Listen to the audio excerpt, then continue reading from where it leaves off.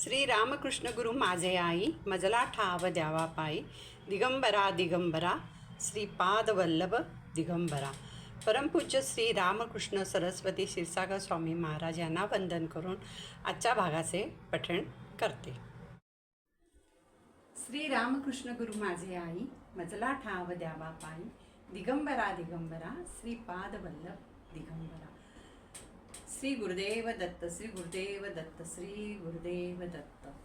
आज आपण नित्य गुरुवाणीच्या 6व्या पानाचे पठण करणार आहोत.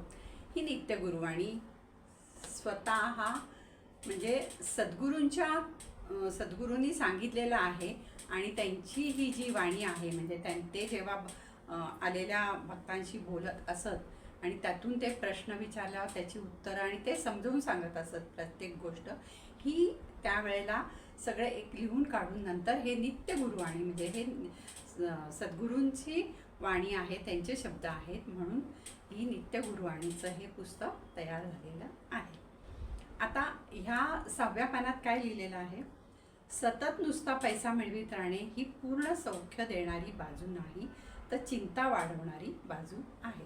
आता पैसा हा सद्गुरू नेहमी म्हणतात पैसा हा आवश्यक आहे, पण पैसा असल्यावर सुद्धा बरेचसे श्रीमंत लोक किंवा बरेचसे लोक असतात ते सतत पैशाचा विचार करतात आणि सतत पैसा मिळवण्याच्या मार्गी म्हणजे असतात.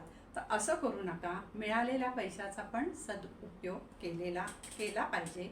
आणि ह्यात सद्गुरू पण काय म्हणतात, अनावश्यक वस्तूंच्या गरजा टाकून तो पैसा आवश्यक वस्तूंसाठी जोडावा. म्हणजे काही कारण नसताना मग घरामध्ये लहान मुलं असतील तर त्यांना पण त्या पैशाची काही चाट राहत नाही आणि ती मुलंसुद्धा मग वाटेल त्या वेळेला मागतात, हट्ट करतात, मग त्यांना ते देतात म्हणजे ते आईवडील आणि अशाने वाईट सवयी लागतात आणि तीच मुलं मोठी झाल्यावर मग आपण त्यांचं जर काही म्हणजे ते चुकले तर आपण ओरडतो, पण ह्या सवयी ही आपणच लावलेल्या असतात. म्हणून सद्गुरू नेहमी म्हणतात की आवश्यक वस्तूंच्या गरजा टाकून तो पैसा आवश्यक जागी आता मुलांच्या शिक्षणासाठी, मुलांच्या म्हणजे चांगल्या करिअरसाठी, त्यांचे काही कला वगैरे असतील त्या जोपासण्यासाठी तुम्ही तो पैसा खर्च करा आणि जेवढा लागेल तेवढा तुम्ही कमवा, पण सतत त्या पैशाच्या मागे धावू नका. आवश्यक वस्तूंसाठी जोडावा म्हणजे तो आपोआप स्थिर होतो. म्हणजे पैसा असणं गरजेचं आहे, पण खूप पैसा असला आणि जो तो स्थिर नसला तर ते पण चांगली गोष्ट नाही आहे. स्थिर होईल व संचय होईल, नाहीतर होणार नाही. संपत्ती ही आश्रयासाठी आहे. ती संपत्ती जर बेचैन करत असेल तर तिचा काय उपयोग आहे? म्हणजे आता ही संपत्ती आहे ही आपल्या आश्रयासाठी आहे. म्हणजे आपलं म्हणजे प्रत्येक कुटुंबातला जो प्रमुख असतो, परिवारातला जो प्रमुख असतो त्यांनी कष्ट केले पाहिजेत, पैसा मिळवला पाहिजे. कारण मुलांची आजकाल शिक्षण करणं हे करणं काही सोपं नाही आहे. त्यांना शिक्षण देणं, त्यांचे काही कला असतील त्याच्यात त्यांना प्रोत्साहन देणं आणि प्रत्येक ठिकाणी पैसा हा लागतोच. त्यामुळे पैसा हा मिळवलाच पाहिजे. पण ती संपत्ती जर तुम्हाला बेचैन करत असेल म्हणजे खूप संपत्ती मिळवली, आता बरेच लोक म्हणजे जी मिळवलेली संपत्ती असते ती चांगली नसते, लोकांना लुटून किंवा लोकांशी खोटं बोलून त्यांच्याकडनं काढलेली अशी संपत्ती असते. अशी संपत्ती जर तुमच्याकडे असेल तर ती तुम्हाला बेचैन करते म्हणजे रात्री तुम्हाला झोप लागत नाही. जेव्हा तुम्ही एखाद्याला फसवता त्यावेळेला तुम्हाला कुठेतरी तुमच्या मनामध्ये, अंतःकरणामध्ये ती गोष्ट हे झालेली असेल. जरी तो पैसा मिळाला किंवा वाम मार्गाने जर पैसा मिळवला तुम्ही तर त्या पैशाला यश येत नाही, तुम्हाला ते बेचैन करतो. तो पैसा बेचैन केल्यामुळे त्या पैशाचा काही उपयोग होत नाही, बेचैन करतो. आणि शिवाय तुम्हाला म्हणजे आयुष्य तुम्हाला असं वाटतं की म्हणजे एवढा पैसा मिळून पण तुम्ही सुखी होत नाही, तर तिचा काय उपयोग? जसं पाणी संत गतीने चाललं तर ते काही वेळाने समुद्राला मिळतंच ना, तसंच जीवनाचं आहे.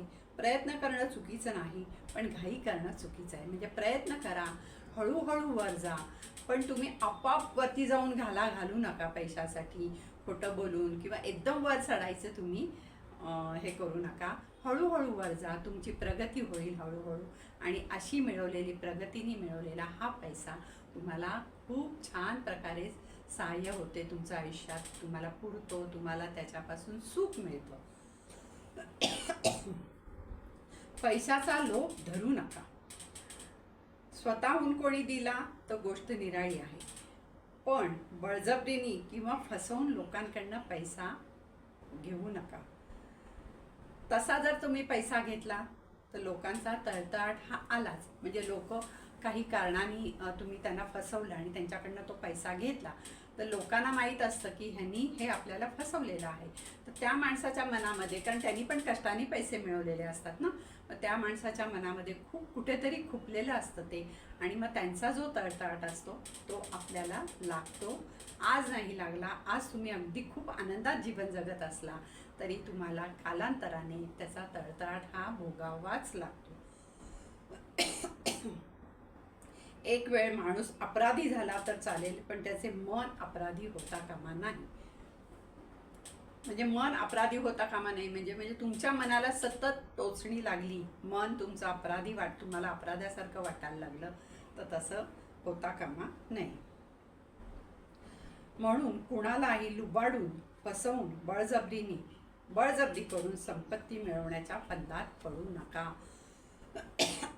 तुम्ही काही शिक्षण घेतले आहे, तुम्हाला जी नोकरी आहे त्या नोकरीत प्रगती होण्यासाठी तुम्ही भगवंताला शरण जा, त्यांना सांगा, तुम्ही हळूहळू वरती चढत जा. अशा प्रकारे मिळवलेला पैसा तुम्हाला खूप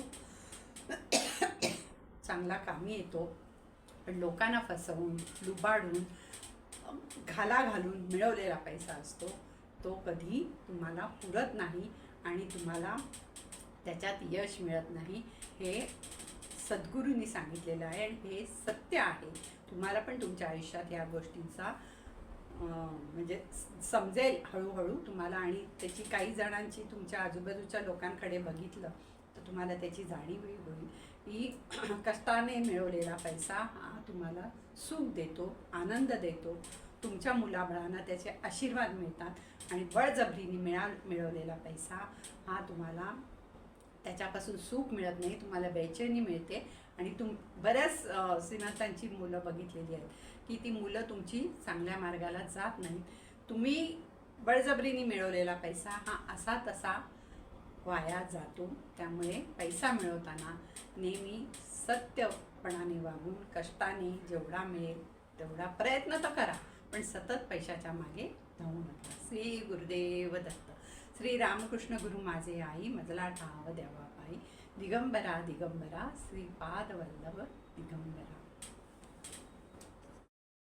हे जे काही मी आज तुम्हाला सांगितलेलं आहे ते सद्गुरूंच्या चरणी अर्पण करते.